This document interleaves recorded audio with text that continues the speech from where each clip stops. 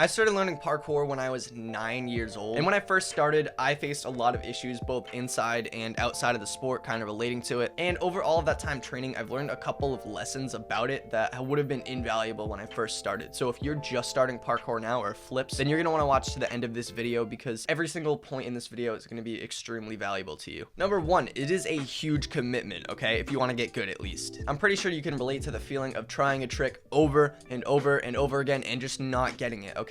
I faced that a lot. The number one trick that kind of comes to mind though is the butterfly twist. I tried this flip over and over again for probably years, and you know how eventually the movement just kind of clicks for you? That never happened with butterfly twist for a while. Eventually though, through just sheer commitment and persevering through all of the shit, I actually landed it. It was through trying a ton of different setups. The first time I landed it was out of scoot, which if you know tricking, you know that's a pretty weird thing, but that's how I first got it to click. And from there, I was able to get it from the regular setup. It may have sucked while I was working my ass off for that trick, but in the end, it was so worth it because the feeling of finally landing it is just unparalleled. There's honestly no feeling like landing a trick after working on it forever. Something you're gonna have to get used to with parkour is that you get hurt a lot. Okay, this is a thing with not just parkour, but all sports. To be honest, there's a misconception that parkour is especially dangerous, and it can be, but if you're training properly, it's just as dangerous as any other sport out there. So you will get hurt quite a bit, and I'm sure you can relate to this. Like, you might be injured right now, unable to train, and that's a really shitty feeling. Last year, I sprained my ankle, and I was out for about 2 months, and during that time, I could barely even walk on that ankle, never mind train. It took like, I think it was 4 months before I was completely healed and able to train,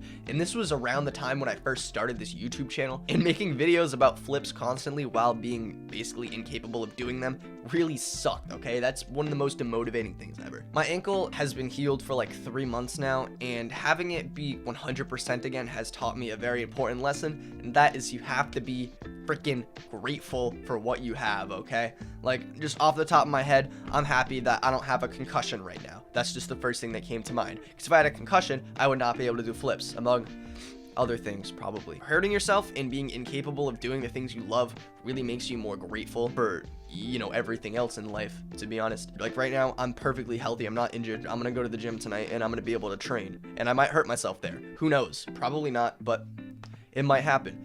I'm grateful that I'm able to. The only real issue with hurting yourself doing parkour is that you start to get withdrawal symptoms because it's so addicting. And that's conveniently the next thing on this list, all right? Parkour is freaking addicting if you get into it. It really is. So addicting that you have to make sure it doesn't become your personality, because that's exactly what I did. It may come off as it still being my personality because of the nature of this YouTube channel, but this is more like a place where I can vent about parkour as much as I want and be fine. But let me tell you a kind of story of when I first started doing parkour. When I first started, I was absolutely obsessed, okay? Like, obsession doesn't even begin to kind of explain it. I can distinctly remember for multiple summers in a row, I'd be outside training on my little mattress like every single day for hours a day, and I'd go inside every night absolutely exhausted, and it was great.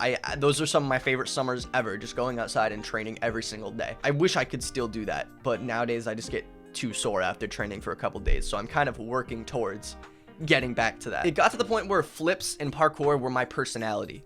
All right, you couldn't talk to me without me talking about parkour or flips. It's good to have something you love.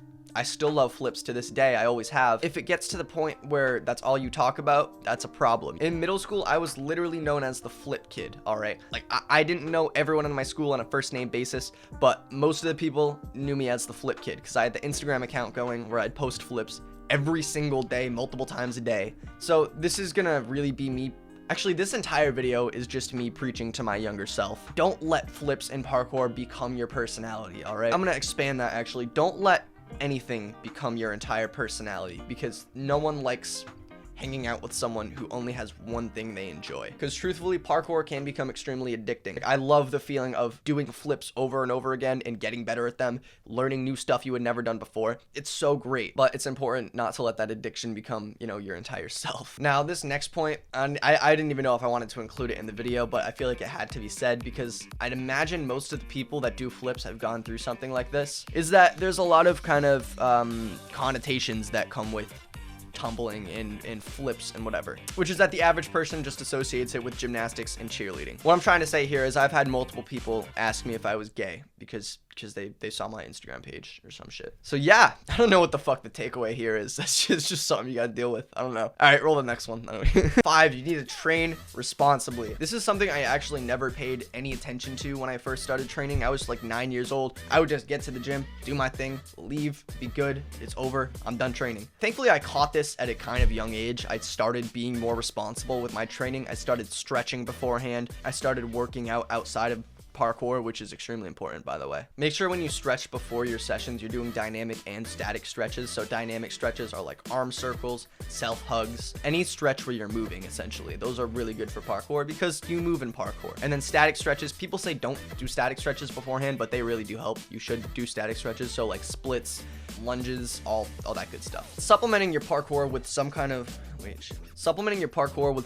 weight training is also going to help a lot. Not only is weight training going to get you jumping higher and tucking better, so it's just going to make your flips mechanically better, but it's going to prevent injuries. So my shins right now are super fucked up. I got an x-ray the other day, and like my shins are like, I don't even know what the medical term is, but they've been under stress for so long that it shows on the bone, right? And what the doctor basically said was I have to work out the small muscles in my foot more. Therefore, all of my shock absorption when I do flips is just going to go straight to that instead of my shin bones. So if I had been working out those small muscles in my legs, this shin injury, not really an injury, it's more of like a chronic kind of pain, would have been completely avoided. Another thing I'm going to throw into the train responsibly category is don't do shit you're not ready for. Don't train outside your limits too far, because that's probably one of the best ways to get hurt in parkour. So nowadays, if you open Instagram, you're going to see all kinds of people doing the most mind-boggling, like insane shit that you'll just feel completely outclassed, all right? It's important not to try and push yourself farther than you are capable of doing just because of this. I've talked about this before, but just because you see someone else doing something like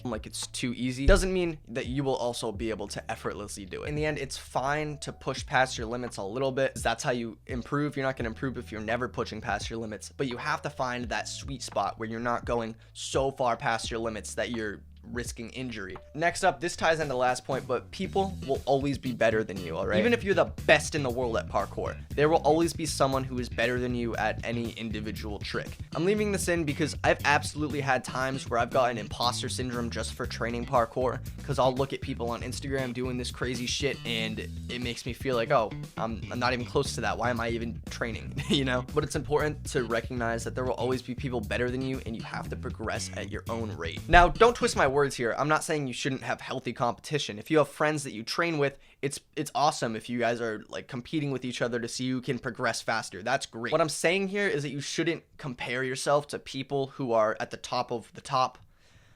That's definitely never a recipe for anything good. Once you can accept that everyone trains at their own rate, that you have to progress however fast your body lets you, it makes training a much more stress-free kind of experience. That being said, you have to accept that if you don't do flips, most people aren't going to take you as seriously. What do I mean by this? I have a great story to explain this one. When I was in like middle school, like I said, I had the reputation of being the backflip kid. One day I was trying to incorporate breakdancing into my flips. I was practicing moves from there, and I was doing this trick called a helicopter. It's where you like swing your leg around yourself. I'll put a video on the screen. You have to understand, for someone who doesn't do flips, watching a flowy move like this in isolation, they think, oh, that's not a flip, that's stupid.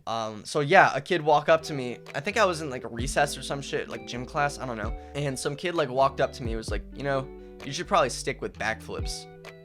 And then that was that. I think this perfectly demonstrates most people's kind of view towards parkour and all of this stuff, and that's that if you don't do flips, no one can recognize your skill, I guess. It's the cliche of like you do a crazy line with a triple full or some shit, and then someone will walk up to you and be like, hey, can you do a backflip though? Number 9, you get a lot of attention, all right? Good and bad. 90% of the time when people see you do flips, the reaction will be nothing but positive. Most people will just compliment it and think it's pretty cool. But there's that 1% of people who I'd imagine are insecure in themselves. Like, I've never seen someone over 5'6" have this reaction to people doing flips, so you know, you can take with that what you will. There's that 1% of people, they will have negative reactions to it. They'll call it stupid, show-offy, whatever. That's something you're just gonna have to deal with. It's rare though. And then there's that 99% of the time where people have positive reactions to it. That's great.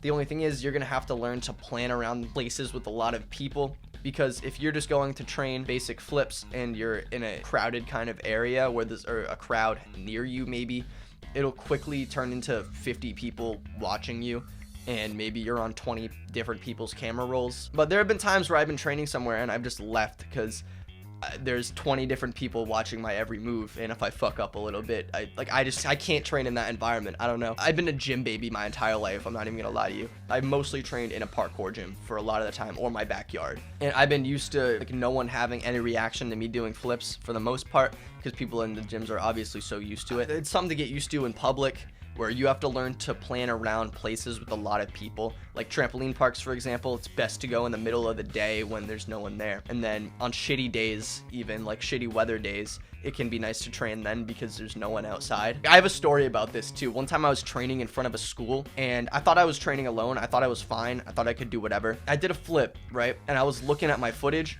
and as I was walking to my tripod to look at the camera, some lady comes running across a busy street with her phone to show me that she had just recorded me doing a flip from inside of a store when I didn't even know she was there. Yeah, this is like, I don't know, definition of first world problems, but man, like I'm probably on several hundred people's camera rolls. And the last thing I wish I knew about parkour is that it is literally the best sport ever, okay? I've made so many friends because of the sport. I've poured thousands of hours into it. I can remember so many late nights training with my friends to just ungodly hours, sessions that devolved into just throwing the most insane shit we could into the foam pit, landing on our heads, okay? There's nothing more fun than that. I owe so much to the sport because I've absolutely fallen in love with it, and the people that train it too are just so damn cool. Like, you'll meet people who are very popular, like celebrities in the flip community, and it just feels like training with any other person. Like, so yeah, the last takeaway is that parkour is going to be the best thing that ever happened to you. Wow, I got pretty deep towards the end, so go watch this video right here where I rant about how much I love caffeine.